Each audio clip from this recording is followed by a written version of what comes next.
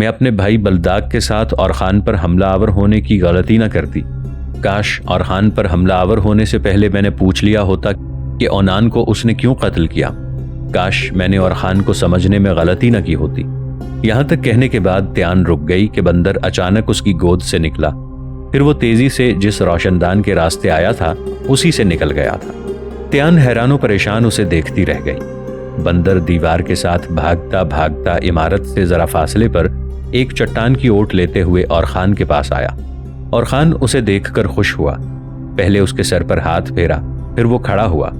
بندر کو اس نے اپنے آگے رکھا اور چھپتا ہوا وہ اس عمارت کی طرف بڑھا تھا۔ بندر آگے آگے ایک طرح سے اورخان کی رہنمائی کرتا ہوا عمارت کی طرف لا رہا تھا۔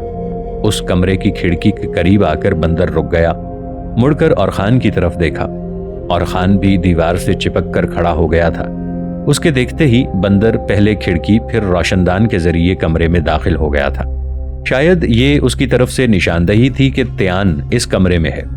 بندر کے اندر داخل ہونے کے بعد باہر پہرا دینے والا جو دوسری سمت گیا ہوا تھا مڑ کر واپس آیا۔ اورخان بالکل مستعد اور تیار کھڑا تھا۔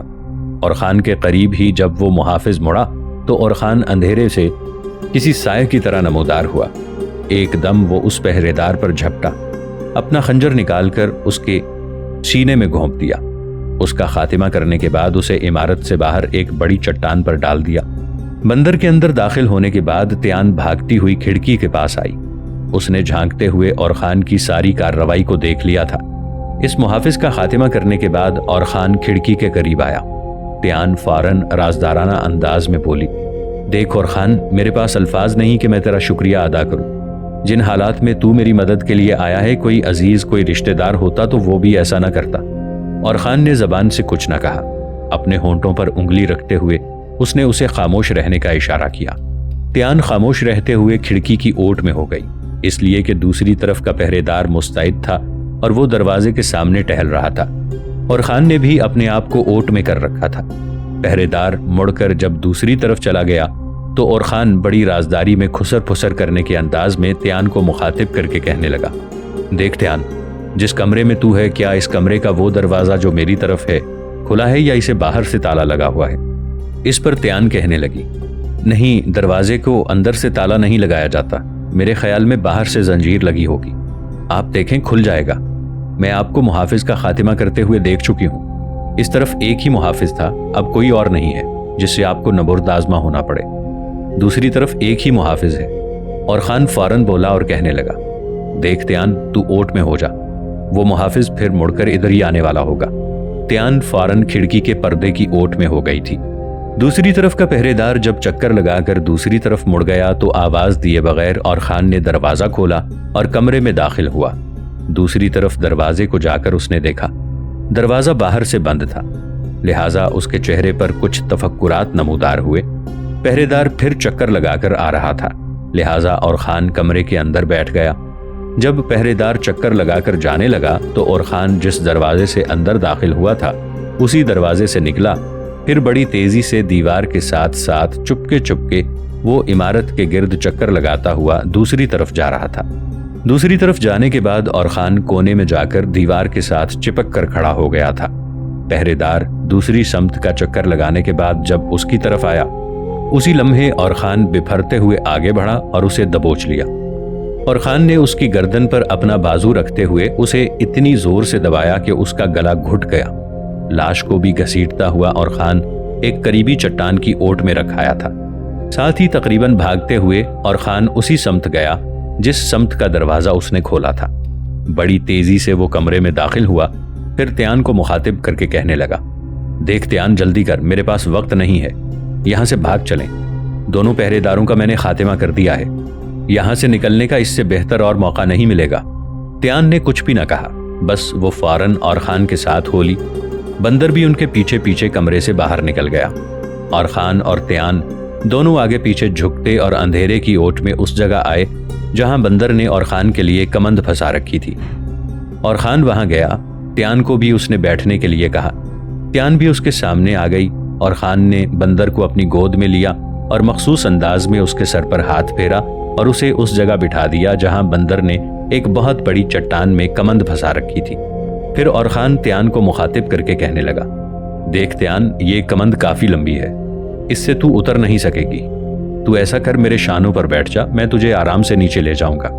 اس پر تیان کہنے لگی کہ آپ میری طرف سے بالکل بے فکر رہیں، میں وہ کمزور اور نازک لڑکی نہیں جو ایسے کام نہ کر سکوں۔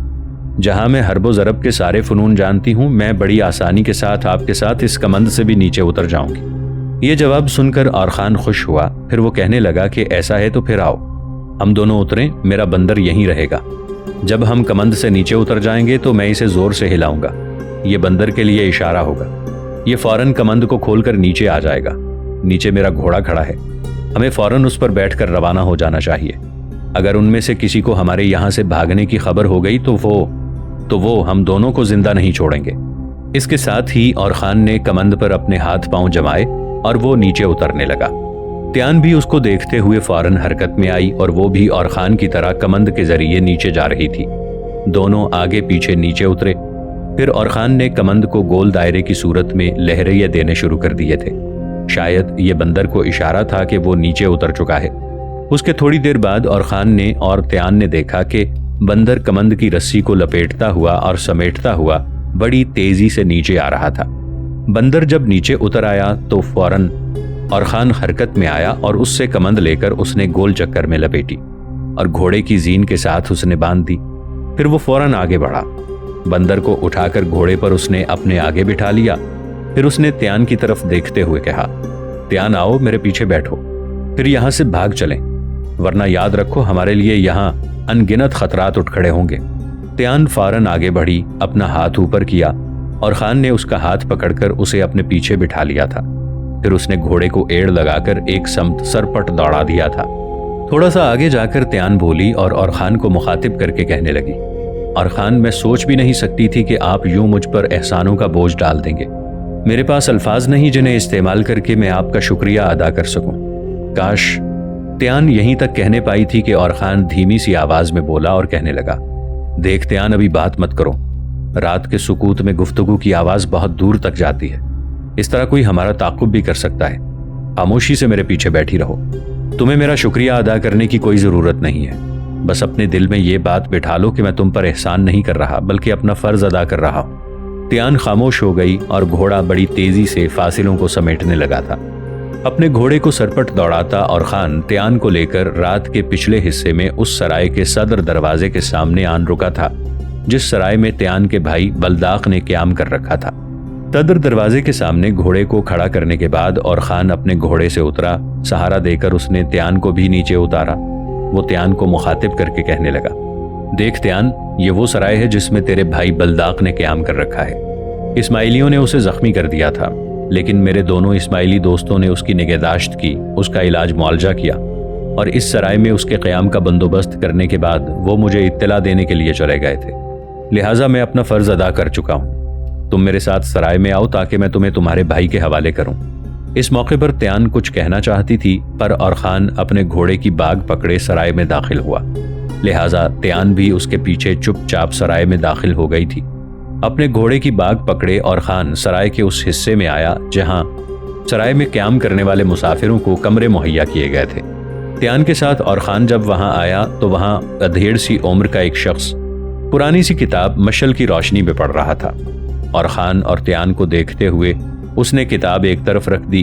پھر وہ کھڑا ہوا اور بڑی شائستگی میں پوچھنے لگا، میں آپ دونوں کی کیا خدمت کر سکتا ہوں؟ کیا آپ دونوں سرائے میں قیام کرنا چاہتے ہیں؟ اس پر اور خان اپنے گھوڑے کی گردن تھپ تھپاتے ہوئے کہنے لگا، اس سرائے میں ہمارے ایک عزیز نے قیام کر رکھا ہے جس کا نام بلداخ ہے، بس تم مہربانی کر کے اسے بلا دو۔ اس شخص نے شک و شبے سے بھرپور ایک نظر اور خان پر ڈالی اور پھر کہنے لگا، کیا میں پوچھ سکتا ہوں کہ تم دونوں کا بلداخ نامی شخص سے کیا رشتہ ہے؟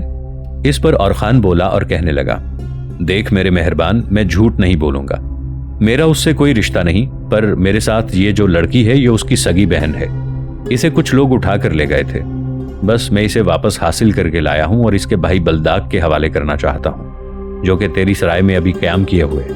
اور خان کا یہ جواب سن کر شاید سرائے کا مالک کسی قدر مطمئن ہو گیا تھا۔ پھر وہ اور خان کو مخاطب کر کے کہنے لگا، تم دونوں تھوڑی دیر یہاں رکو، میں بلداخ کو بلاتا ہوں۔ اس کے ساتھ ہی وہ شخص وہاں سے ہٹ گیا تھا۔ تھوڑی دیر بعد وہ شخص لوٹا اس کے ساتھ بلداق بھی تھا۔ جو ہی بلداق نے اور خان اور اس کے ساتھ تیان کو دیکھا، پہلے وہ بھاگ کر اور خان سے لپٹ گیا اور اس بڑے اور جذبات سے مغلوب انداز اور کچلی ہوئی آواز میں کہنے لگا، اور خان، تم نے میری خاطر وہ کام کیا ہے کہ اگر میں ساری زندگی تمہاری غلامی کروں، ساری زندگی تمہارے پاؤں دھو کر پیوں، تب بھی میں اس احسان کا بدلہ نہیں چکا سکتا۔ اس کے بعد وہ تیان کی طرف گیا اور اس کے سر پر ہاتھ رکھتے ہوئے کہا، تیان، تم کیسی ہو میری بہن؟ اس پر تیان میٹھی میٹھی نگاہوں سے اور خان کی طرف دیکھتے ہوئے کہنے لگی، بلداق میرے بھائی، اگر یہ اور خان وہاں نہ پہنچتا تو شاید میں اس جہنم کا شکار ہو چکی ہوتی، اور خان کے ہم پر اب اتنے احسان ہو چکے ہیں کہ یوں جانو ہم ان تلے دب کر ہی رہ چکے ہیں۔ اس پر اور خان مسکراتے ہوئے کہنے لگا، تم دونوں بہن بھائی میرے معاملے میں کسر نفسی کا شکار ہو کر رہ گئے ہو۔ میں نے جو بھی کچھ کیا ہے میں تمہیں پہلے ہی بتا چکا ہوں، اپنا فرض سمجھ کر کیا ہے۔ اس کے بعد اور خان نے بلداق کی طرف دیکھا اور کہنے لگا، دیکھ بلداق میرے بھائی، میں نے تمہارے پاس تیان کو لانے کا وعدہ کیا تھا، میں اپنا وعدہ پورا کر چکا ہوں۔ اب تو تیان کو سنبھال، میں ابھی اور اسی وقت یہاں سے کوچ کروں گا اور نیشا پور کی طرف جاؤں گا۔ دیکھ، میں ایک انتہائی اہم کام چھوڑ کر اسے چھڑانے کے لیے آیا تھا، اب مجھے فی الفور اس کام کے سلسلے میں نیشا پور کی طرف جانا ہوگا۔ اس پر بلداق فوراً بولا اور کہنے لگا، دیکھ اور خان میرے بھائی، اب ہم دونوں بہن بھائی یہاں قیام کر کے کیا کریں گے؟ اور میرے خیال میں یہاں قیام کرنے سے ہمارے لیے اسماعیلیوں کی طرف سے خطرات اور بڑھ جائیں گے۔ کیا ایسا ممکن نہیں کہ تم ہمیں اپنے ساتھ نیشا پور کی طرف لے چلو؟ وہاں سے ہم اپنے باپ کے لشکر کی طرف روانہ ہو جائیں گے۔ اس پر اور خان کہنے لگا، مجھے کوئی اعتراض نہیں، اگر تم دونوں میرے ساتھ چلنا چاہتے ہو تو فوراً تیار ہو جاؤ، ہم یہاں سے کوچ کریں گے۔ بلداق اور تیان دونوں ہی اور خان کا یہ جواب سن کر خوش ہو گئے۔ پھر بلداق پیچھے ہٹا اور کہنے لگا، تم دونوں یہاں رکو، میں ابھی اپنا سامان سمیٹ کر اپنا گھوڑا لے کر آتا ہوں۔ اس کے ساتھ ہی بلداق بھاگتا ہوا وہاں سے چلا گیا تھا۔ تھوڑی دیر بعد بلداق واپس لوٹا۔ وہ تیان اور اپنے گھوڑے کی باگیں کھینچتا ہوا آ رہا تھا، جن پر زینیں کسی تھیں اور زین کے ساتھ ان کا سارا سامان بھی بندھا ہوا تھا۔ پھر اس نے اس شخص سے بھرپور مصافحہ کیا جو شاید سرائے کا مالک تھا۔ اس کے بعد اور خان نے بھی اس شخص سے مصافحہ کیا۔ پھر وہ تینوں اس سرائے سے نکلے اور اس شاہراہ پر اپنے گھوڑے کو سرپٹ دوڑانے لگے جو نیشا پور کی طرف جاتی تھی۔ اگلے روز شام سے کچھ پہلے، جس وقت وہ تینوں نیشا پور کی طرف جانے والی شاہراہ پر ایک کوہستانی سلسلے کی انتہائی تنگ وادی میں اپنے گھوڑوں کو سرپٹ دوڑاتے جا رہے تھے، ایک دم ان تینوں نے اپنے گھوڑوں کی باگیں کھینچ کر انہیں روک لیا، اس لیے کہ 10 کے قریب سوار ان کی راہ روکے کھڑے ہوئے تھے۔ اس موقع پر اور خان نے بلداق اور تیان کو مخاطب کرتے ہوئے کہا، دیکھو میرے ساتھیوں، لگتا ہے یہ گھڑ سوار یا میرے دشمن ہیں یا تم دونوں کے ساتھ ان کی کوئی عداوت ہے، جبھی یہ ہم تینوں کی راہ روک کے کھڑے ہیں۔ اس دوران تک راہ روکنے والے اپنے گھوڑوں کو دوڑاتے ہوئے ان کے قریب آ گئے تھے۔ اس موقع پر تیان اپنے گھوڑے کو اور خان اور بلداق کے درمیان لائی۔ پھر وہ اور خان کو مخاطب کرتے ہوئے کہنے لگی، اور خان میرے محسن، میرے مہربان، یہ سوار جو درمیان میں سفید رنگ کے گھوڑے پر سوار ہے، یہی وہ اسماعیلی ہے جو اپنے ساتھیوں کے ساتھ میرے بھائی کو زخمی کر کے مجھے اٹھا کر لے گیا تھا۔ میرے خیال میں انہیں میرے فرار کا علم ہے، لہٰذا یہ کسی قریب ترین راستے سے ہماری راہ روک کے کھڑے ہوئے ہیں۔ یہ سوار 12 کے قریب ہیں اور میرے خیال میں ہمارا ان کے ساتھ مقابلہ بیکار اور بے سود رہے گا۔ اس پر اور خان تیان کی ہمت بڑھاتے ہوئے کہنے لگا، دیکھو تیان، میں ہمت ہارنے والا نہیں ہوں۔ کیا تم چاہتی ہو کہ ہم تینوں ان کے سامنے ہتھیار ڈال دیں اور تم کو ان کے حوالے کر دیں تاکہ یہ ظالم خونخوار اور بلی کا گوشت کھانے والے اسماعیلی ہم تینوں کی ٹکا بوٹی کر دیں؟ ہرگز نہیں۔ دیکھو، اگر تم بہن بھائی ان کا مقابلہ نہیں کرنا چاہتے تو نہ صحیح، تم دونوں ایک طرف ہٹ کر کھڑے ہو جاؤ، لیکن میں ان کے سامنے ہتھیار نہیں ڈالوں گا، ان کا مقابلہ کروں گا۔ یا تو یہ نہیں یا میں نہیں، دونوں میں سے ایک کو زندہ رہنا ہوگا۔ اس پر تیان بولی اور فکر مندی کا اظہار کرتے ہوئے کہنے لگی، اور خان، آپ غلط سمجھے ہیں، میرے کہنے کا مقصد یہ تھا کہ اب کیا ہوگا۔ جہاں تک ان کے ساتھ مقابلہ کرنے کا تعلق ہے تو اور خان، یہ اپنے پاس لکھ رکھیے کہ میں اور میرا بھائی بلداق آپ کی خاطر اپنی جان تک کی بازی لگا دینے کے لیے تیار ہیں۔ اگر آپ ان کے ساتھ مقابلہ کرنے کا عزم کر ہی چکے ہیں تو پھر دیکھیے گا میں اور بلداق کس طرح آپ کے پہلو سے پہلو ملا کر آپ کی حفاظت کے لیے اپنی خون کا نذرانہ پیش کرتے ہیں۔ اس سے آگے تیان کچھ نہ کہہ سکی کہ اس لیے کہ جس اسماعیلی کی طرف اس نے اشارہ کیا تھا جو اسے اٹھا کر لے گیا تھا، اس نے اپنے گھوڑے کو چند قدم آگے بڑھایا۔ پھر وہ اور خان کو مخاطب کر کے کہنے لگا، دیکھ اور خان، تیان نام کی اس لڑکی کو ہمارے قلعۃ الموت سے نکالنے کا کام جو تو سر انجام دینا چاہتا تھا وہ تو دے چکا ہے۔ تو کیا خیال کرتا تھا کہ قلعۃ الموت کے محافظ سوئے ہوئے ہیں اور تو اس تیان کو لے کر محفوظ ہو جائے گا؟ ہرگز نہیں۔ اگر تو اس تیان کو لے کر آسمان کی رفتوں یا زمین کی پاتال میں اتر جاتا تب بھی ہم تیرا تعاقب کرتے۔ اب اور خان تیرا ان وادیوں میں انجام ہوگا۔ ہم تیری تعمیر کی تجسیم کو، تمہارے ایقان کی تنظیم کو بے چراغ صفحات میں تبدیل کر دیں گے۔ دیکھ اور خان، دائرے بناتی دوریوں اور وادیوں کی سخت گیر باہوں میں تیری خواہشوں کے نگار خانے کو ہم رفتگاں کے بکھرے سایوں، تیرے غزال جاں کو سم آلود لاش بنا دیں گے۔ تیری شاخ تمنا کو بریدہ، تیرے دل کے گلستان کو ویران کر کے رکھ دیں گے۔ اب تو یہاں سے بھاگنا بھی چاہے تو نہ اکیلا بھاگ سکتا ہے، نہ ان دونوں بہن بھائی کو اپنے ساتھ لے جا سکتا ہے۔ اب تم تینوں کا ٹھکانہ یا ہمیشہ کے لیے موت ہوگا یا قلعۃ الموت۔ یہاں تک کہنے کے بعد وہ اسماعیلی جب خاموش ہوا تو اور خان بولا اور کہنے لگا، دیکھو کھارے پانی بنجر پن کے سسکتے خواب دیکھنے والے اسماعیلیوں، خوابوں کے گریز پا لمحوں، راستے کی جھلمل اور منزل کی دوریوں سے باہر نکل کر میرے ساتھ گفتگو کرو۔ جب میں تکبیر کی اذانوں کے جلاؤ میں صبح نو کے قافلوں کی طرح ضرب لگاؤں گا تو تمہارے پاس نہ دن رہے گا، نہ رات، نہ سمت کا تعین ہوگا۔ سنو خوابوں سرابوں کی گفتگو کرنے والوں، جب میں تم پر حملہ آور ہوں گا تو تمہارے کفے دوستی، بقائے جاں اور تمہاری ساری ہمدمی کو کاٹتے ہوئے اس ناز میں تمہارے بدن کے ساز کو لہو لہو، تمہاری شہرتوں کے راز کو لخت لخت کر دوں گا۔ اور خان جب خاموش ہوا تو وہی اسماعیلی پھر بولا اور خان کو مخاطب کر کے کہنے لگا، دیکھ اور خان، اگر تیرے یہی ارادے ہیں تو سنبھل۔ میں اپنے ساتھیوں کے ساتھ تم تینوں پر حملہ آور ہوتا ہوں، پھر دیکھتا ہوں کہ تو کیسے ہم سب کا مقابلہ کرتا ہے اور اپنے ان دونوں ساتھیوں کا دفاع کرتا ہے۔ لگتا ہے تو خود ان وادیوں میں موت کا طلبگار ہو رہا ہے۔ جب اس اسماعیلی نے اور خان، تیان اور بلداق پر حملہ آور ہونے کے لیے اپنے ساتھیوں کو اشارہ کیا، اسی وقت دو سوار اپنے گھوڑوں کو سرپٹ دوڑاتے ہوئے کوہستانی سلسلے سے نیچے اترے۔ ان دو سواروں میں سے ایک شخص انتہائی بلا کا پھرتیلا تھا، دوسرا دبلا پتلا تھا۔ دونوں اپنے جسموں پر جنگی لباس پہنے ہوئے تھے۔ کالے رنگ کے نقابوں سے انہوں نے اپنے چہروں کو ڈھانپ رکھا تھا، لہٰذا ان کی صورت دیکھی نہ جا سکتی تھی۔ قریب آ کر ان دونوں میں جو دراز قد، قوی اور کڑیل جسم والا تھا وہ اپنی کڑکتی ہوئی آواز میں بولا اور حملہ آور اسماعیلیوں کو مخاطب کر کے کہنے لگا، اگر تم ان وادیوں میں اپنی زندگی چاہتے ہو تو اپنے گھوڑوں کے بڑھتے ہوئے قدم روک لو۔ اس شخص کی اس دھمکی پر ان سارے اسماعیلیوں نے اپنے گھوڑوں کو روک لیا تھا۔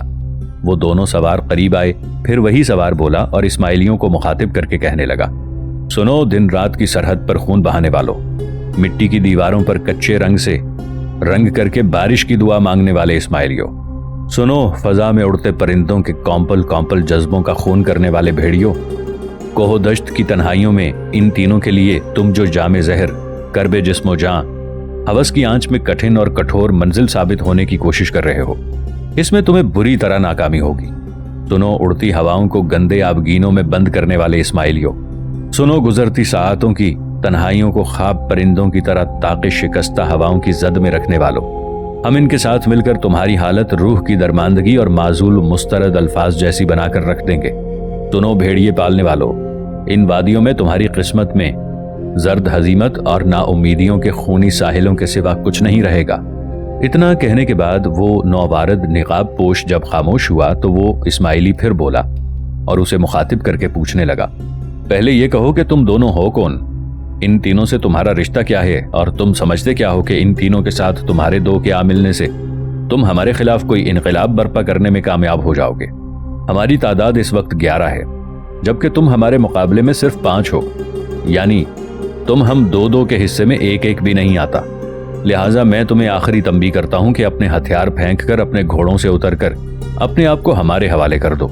اس سلسلے میں میں صرف 5 تک گنوں گا، اگر 5 تک گننے کے باوجود بھی تم اپنے گھوڑوں سے اتر کر ہتھیار نہ ڈالے اور اپنے آپ کو ہمارے حوالے نہ کیا تو میں اپنے ساتھیوں کو تم پر حملہ آور ہونے کا حکم دے دوں گا، پھر ان وادیوں میں تمہارے جسموں کی تکہ بوٹی کر کے چیلوں اور کووں کی خوراک بننے کے لیے چھوڑ دیا جائے گا۔ رہا سوال تیان نام کی اس لڑکی کا، تو اسے ہر صورت میں ہم اپنے ساتھ قلعۃ الموت کی طرف لے کر جائیں گے۔ اس پر آنے والے ان دونوں نقاب پوشوں میں سے وہی بولا اور کہنے لگا، اسماعیلیو، 5 گننے کی بات بہت دور کی ہے، میں صرف 3 تک گنوں گا۔